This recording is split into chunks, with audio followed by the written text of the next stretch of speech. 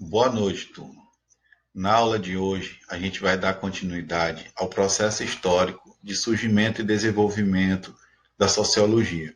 Nas aulas anteriores, a gente vinha conversando sobre o surgimento e o desenvolvimento da sociologia a partir dos movimentos históricos que motivaram o surgimento dessa ciência. Uma ciência nova naquele momento, século XIX, que ficou encarregada de dar explicações sociais para as transformações que a sociedade via vivenciando. A gente sabe que o século XVIII, século XIX, marca profundas transformações econômicas, políticas, sociais, culturais, principalmente na Europa. E essas transformações começaram a inquietar os indivíduos naquele momento.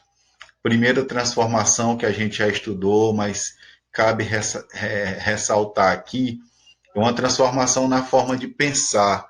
É uma transformação que levou os seres humanos a refletirem sobre o seu lugar na sociedade, porque até então os indivíduos eles só se localizavam como meros reprodutores de formas pré-determinadas de pensar. O que é que isso quer dizer? Historicamente, os indivíduos reproduziam comportamentos que se esperavam deles.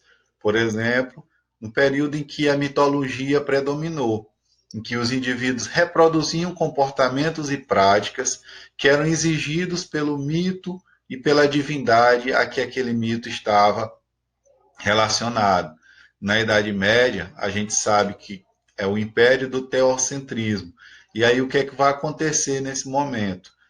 No momento em que a Igreja Católica ascende como uma força política e econômica muito forte, a vida das pessoas passa a ser toda controlada pelos desígnios da Igreja, ou seja, tudo aquilo que a Igreja impunha como forma de pensar e prática social deveria ser reproduzido pelas pessoas.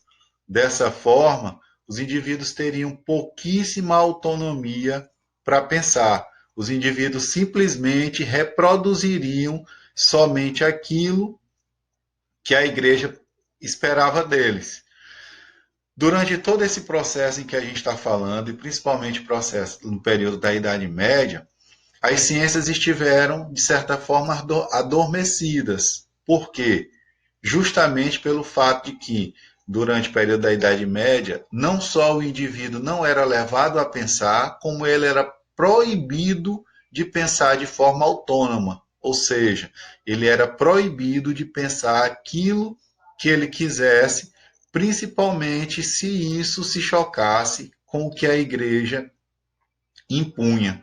Então, durante todo esse período, o desenvolvimento das ciências, não só da sociologia, mas de todas as ciências, acabou sofrendo um processo em que as ciências passaram a ter que ficar praticamente em silêncio, por medo de todas as represálias que se sofria, como, por exemplo, a fogueira da Inquisição, que era uma das punições para quem batia de frente com a igreja. E aí, esse movimento, na forma de pensar das pessoas, que nós já conhecemos como Revolução Científica ou Iluminismo, esse movimento acabou transformando a racionalidade humana. Por quê? Porque no período do teocentrismo, os indivíduos eles não eram levados a agir de forma racional. Com um movimento chamado iluminista, que a gente já viu, surge na Europa no século XVIII, o iluminismo ele acabou rompendo as barreiras do pensamento e principalmente o iluminismo acaba rompendo com a autoridade que a igreja e o Estado tinham naquele período sobre as pessoas. E aí o que é que vai acontecer? Os filósofos iluministas vão estimular o livre pensamento e principalmente o uso da razão. O que é mais fundamental do iluminismo é o uso da razão. E o conteúdo da nossa aula de hoje ele está totalmente relacionado com o iluminismo.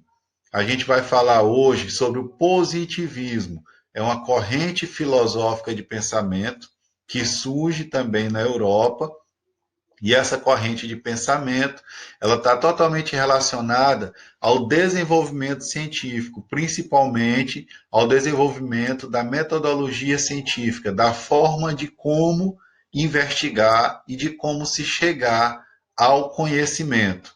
Então, o positivismo ele vai ser importantíssimo para o surgimento da sociologia, principalmente por conta daquele que é considerado o pai do positivismo, que é o Augusto Comte, que vocês podem verificar aqui na figura do nosso slide. Então, o Augusto Comte, ele era um filósofo francês e depois considerado sociólogo, porque vai ser considerado um dos pais fundadores da sociologia. Já já eu explico o porquê dessa denominação como um dos pais fundadores da sociologia, uma vez que muitas pessoas que já estudaram sociologia no ensino médio ouviram que a sociologia tem como pais fundadores Émile Durkheim, Max Weber e Karl Marx, certo? Mas a gente vai ver daqui a pouquinho um pouco sobre isso. E aí, o Augusto Comte, ele nasceu no século XVIII, finalzinho do século XVIII, nos últimos anos do século XVIII, como vocês podem verificar aqui, e morreu em meados do século XIX, certo? O Augusto Comte, ele acabou passando por um período, ele viveu, na verdade, um período em que a Europa, principalmente aí no caso dele a França, ela vinha passando por transformações profundas sociais, transformações econômicas, transformações políticas, principalmente por conta da Revolução Francesa. Então, o Augusto Comte, ele vivenciou as consequências da Revolução Francesa para a França naquele período. E uma das coisas que vai justamente motivar o Augusto Comte a desenvolver o pensamento positivista são justamente essas consequências que a Revolução Francesa vai trazer para a sociedade naquele período, certo? Então, o que o Augusto Comte vai pegar é justamente esse contexto das transformações que a Revolução Francesa trouxe para tentar entender isso de forma sociológica. E é aí que ele vai ser um dos colaboradores para o surgimento dessa ciência chamada de sociologia, certo? O Augusto Comte, uma coisa importante a destacar do Augusto Comte também, é que ele era discípulo do conde Claude Henrique Saint-Simon. O Saint-Simon é um pensador conservador, certo? De grande divulgação, suas ideias de muita divulgação naquele período lá na França. Então, o Augusto Comte, na juventude, acaba sendo um discípulo dele, porque vai trabalhar com ele, e trabalhando com ele, o Augusto Comte vai se apropriar de uma série das suas ideias para desenvolver o positivismo, as ideias positivistas. O Saint-Simon aqui é considerado um pensador conservador, porque nesse contexto a gente estudou, aqui nas últimas aulas, a gente estudou a Revolução Industrial e a Revolução Francesa. E aí a gente viu que a Revolução Francesa e a Revolução Industrial, elas são fatores motivadores para o surgimento da sociologia, justamente por conta da quantidade de problemas e de questões novas que essas ciências, que esses movimentos vão trazer para a sociedade naquele momento. E as pessoas começam a se debruçar sobre esses problemas.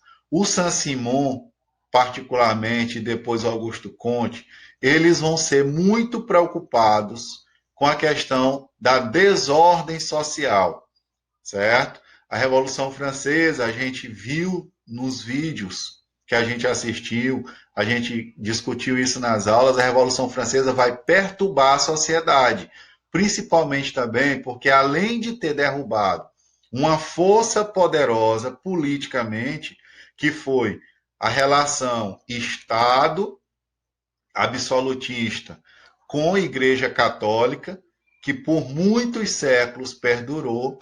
Então, a Revolução Francesa conseguiu destruir essa força e instaurar uma nova força política. Além disso, a Revolução Francesa foi extremamente violenta. E aí a gente viu que ela saiu provocando uma desestrutura social em alguns aspectos. Essa queda da autoridade que era exercida pela Igreja e pelo Estado, certo? Essa queda da autoridade vai provocar transformações de comportamentos das pessoas. E aí o Saint-Simon, ele era um autor que era considerado conservador justamente porque ele, incomodado com as transformações sociais, não necessariamente incomodado com esse novo poder que surge, não necessariamente querendo o retorno dessas instituições do Estado e da Igreja. Mas o que o Saint-Simon pede naquele momento é um retorno de uma força, de uma autoridade que conseguisse organizar a sociedade. Então, ele via a necessidade de uma reorganização social. E essa reorganização social só seria possível a partir de uma autoridade, que no passado era constituída pela relação do Estado com a Igreja. E mais adiante a gente vai ver que o Augusto Comte ele vai acabar reformulando essas ideias do Saint-Simon. E aí ele vai determinar uma nova forma de autoridade, aquilo que ele acha ser uma nova forma de autoridade, aquilo que ele acha que seria capaz de reorganizar a sociedade. Então, aqui a gente vai ver só um pouco, uma breve bibliografia da história do Augusto Comte, que é sempre importante quando a gente vai estudar um autor, a gente entender as ideias a história desse autor, entender um pouco sobre a biografia dele, para a gente saber quem foi ele e por que ele construiu as ideias que ele construiu. A biografia de um autor justamente justifica o percurso que ele caminhou até chegar naquelas ideias. Então, em 1814, o Augusto Comte ele ingressou na Escola Politécnica de Paris, certo? E aí, a partir daí, é que se começa a trajetória acadêmica do Augusto Comte. Entre 17 e 24, foi justamente esse período que eu estou falando aqui, que ele foi secretário do Augusto Comte. Mas aí, em 24, ele rompe com Augusto Comte e aí ele começa a discordar das ideias dele sobre as relações entre ciência e reorganização da sociedade, que a gente vai entender mais adiante o que o Augusto Comte pensava como ciência e reorganização da sociedade. Em 1826, ele sofreu um colapso nervoso enquanto ele trabalhava na criação de uma filosofia positiva. Inclusive, ele vai criar um livro que vai ser fundamental para o surgimento da sociologia, que é o curso de filosofia positiva. A gente vai entender o que é isso. Em 1842, ele perdeu o emprego como examinador de admissão da Escola Politécnica por criticar a Corporação Universitária Francesa, ou seja, por criticar a forma como a academia, a Universidade Francesa atuava muito de forma corporativa, ou seja, defendendo interesses de determinados grupos. Entre 51 e 54, ele redigiu o Sistema de Política Positiva, no qual expôs algumas das principais consequências de sua concepção de um mundo não teológico e não metafísica. A gente vai entender aqui a questão do não teológico e do não metafísica, aqui na continuidade da aula, porque a gente vai ver que o Augusto Comte ele vai falar sobre sobre os percursos da constituição do conhecimento científico. E nesse processo aí, ele vai mostrar um momento teológico, um momento metafísico. Então a gente vai entender já já o não teológico, o não metafísico, quando a gente for falar da lei dos três estados que foram criados pelo Augusto Comte. Em 56, ele publicou o volume Síntese Subjetiva. Não pôde concluir a obra ao falecer, certo? Possivelmente por um câncer, em Paris. Então, aqui a gente tem um resumo das principais obras do Augusto Comte. A obra considerada primordial para o Augusto Comte, para o surgimento da sociologia, é o curso de filosofia positiva, que ele redigiu entre 30 e 42. E são justamente as ideias que o Augusto Comte desenvolve no curso de filosofia positiva que a gente vai abordar aqui um pouco. Então, são as ideias mais importantes desse autor que vão colaborar para o desenvolvimento da sociologia do Augusto Comte. Se vocês observarem nos nomes das obras do Augusto Comte, ele está sempre usando termos relacionados, de certa forma, à religião. Espírito positivo, catecismo positivista. Por quê?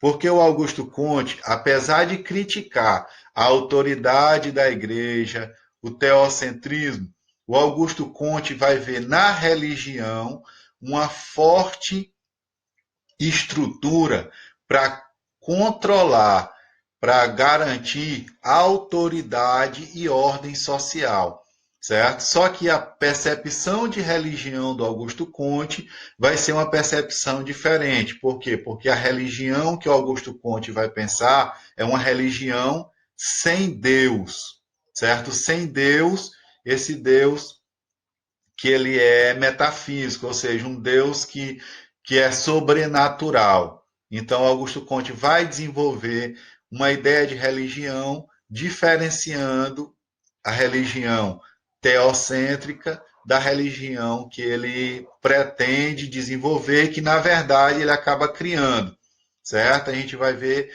que o Augusto Comte ele criou uma religião chamada religião da humanidade, que inclusive essa religião ganha espaço internacional e no Brasil, inclusive, essa religião acabou sendo implantada. Então, sempre que a gente vê o Augusto Comte falando de espírito, de catecismo, ele não está falando no sentido religioso clássico. Ele está sempre relacionando isso à força de uma religião, mas de uma religião que agisse de forma científica para organizar a sociedade.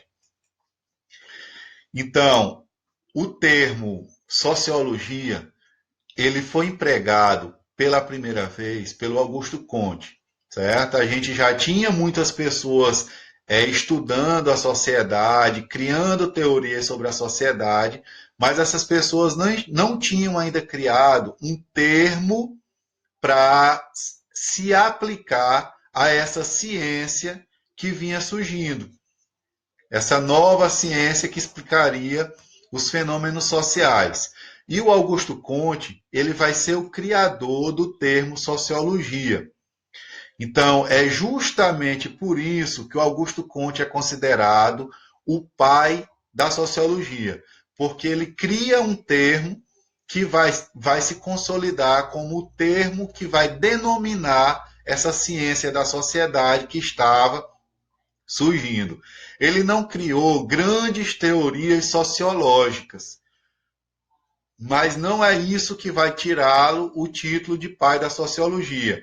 As grandes teorias, as metateorias sociológicas, elas só vão surgir do final do século XVIII, final do século XIX, para o início do século XX, através do Karl Marx, do Emile Durkheim e do Max Weber. Esses autores eles vão não só criar teorias para explicar o fenômeno do desenvolvimento de uma sociedade capitalista e industrial, como eles vão falar também de métodos para a construção do conhecimento nessas ciências. O Augusto Comte se diferencia deles nesse ponto. O Comte não construiu teorias sociológicas, ele não tinha um método bem determinado como esses autores criaram. Mas aí ele vai ser considerado o pai da sociologia, justamente por ter sido esse autor que empregou pela primeira vez esse termo, o termo sociologia. O Augusto Comte, ele, além de filósofo, ele tinha uma relação com as ciências naturais, com as ciências exatas, com a física e com a matemática. E aí, o Augusto, esse autor, ele vai, antes de pregar o termo sociologia, ele vai se referir à sociologia com um termo relacionado justamente à física e à matemática. Ele vai chamar a sociologia de física social. Por quê?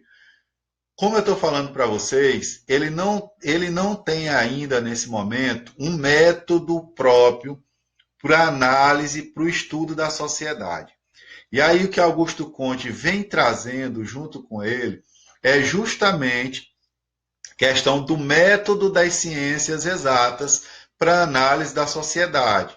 Só que levando em consideração que as ciências exatas, elas lidam com coisas mais objetivas, elas lidam com números. A sociologia, por ser uma ciência social, por ser uma ciência humana, ela lida com pessoas e as pessoas transformam o seu pensamento, o seu comportamento de acordo com determinados contextos, de acordo com determinadas informações que elas recebem.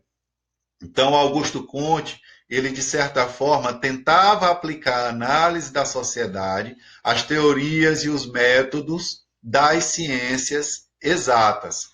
A gente percebe lá na obra dele que, inclusive, ele tenta relacionar o estudo da sociedade, tá destacado aqui, ó, ao estudo da estática e da dinâmica. A estática e a dinâmica são teorias da física, certo? São formas pelas quais a física explica os fenômenos físicos. E aí ele tenta trazer para os estudos sociológicos o mesmo pensamento que a física constrói para estudar a estática e a dinâmica. Mas a gente vai ver mais adiante o que ele fala de estática social e o que ele fala de dinâmica social. Se vocês observarem, a gente tem aqui 3 palavras grifadas: amor, ordem e progresso. Isso daqui é o lema do positivismo para Augusto Comte, tendo o amor como princípio, a ordem como base e o progresso como um